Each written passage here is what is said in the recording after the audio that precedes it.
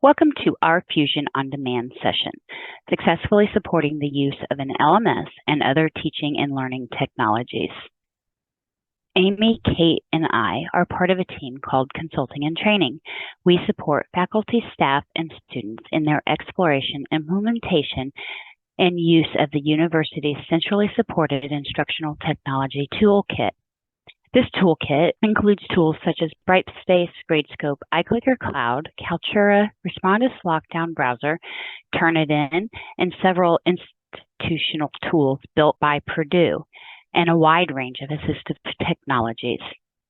This support is provided in the form of support tickets, consultations, workshops, drop-in sessions, and the creation of custom documentation. And I will share more about these services with you in just a little bit.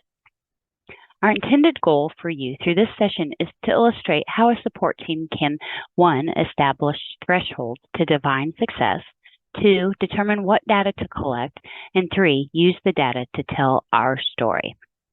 Kate will now talk about our framework for defining success. So in 2021, our team was asked to determine what best in class meant for our team. And since then, best in class has become the mechanism or the overarching framework that our organization now uses to define, measure, and improve the quality of the services that we provide. The initial best in class core team curated 3 resources. They made up a service catalog that we use to define the services that we offer, establish who's eligible for them, and also how they can be used. We have a service metrics catalog that defines the service metrics and the satisfaction metrics that are collected for each service. And Marcie's going to expand upon that in just a moment for our team's services. And then we have a collection of SOP documents or standard operating procedures that for each service, they outline how the satisfaction and service metrics are collected. So last year, all teams in our department implemented a set of core survey questions with standardized options for all of the services that we offer. And this was an attempt to standardize the way that we are measuring satisfaction metrics. For each of the first 3 questions here, customers can select from one of 3 standard options: agree, disagree, or not applicable. So those I am satisfied with the quality of service, the communication, so modality, frequency, clarity, etc., was appropriate throughout, and this service saved me time and or effort. Those will all have the standardized options. The please share any comments related to your experience question is an open-ended question where we're just looking for feedback.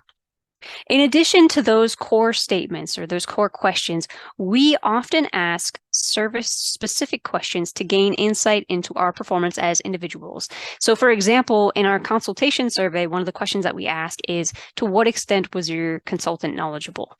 And that's just giving us some further insight into individual performance and into the service. As part of the best-in-class framework, what we do with that data is we define our thresholds for success. And so our minimum bar that we're looking to achieve is an average of 80% of faculty selecting agree to those 3 statements. And likewise, our best-in-class threshold, so what we strive to achieve is an average of 90% of faculty selecting agree to those statements. And that is across the calendar year. And I'm going to go ahead and now pass this back over to Marcie. She's going to talk a little bit about the services that our team provides and how we collect the service and satisfaction metrics for each. We collect the service and satisfaction metrics through a number of services that we offer. One of those being tickets. We use our ticketing system, Team Dynamics, to track calls, emails, and walk-ins. And the service metric for that is the number of tickets that we receive. The satisfaction metrics are individuals who are surveyed once every 90 days. Team Dynamics sends those surveys out 1 day after a ticket moves to closed status. Another service that we offer are consultations, and those are email interactions, phone calls, meeting with faculty in person or virtual. The service metric for that is the number of consultations held by team members each month. And the service metrics, again, are surveys Customers are surveyed once per month via a Qualtrics form.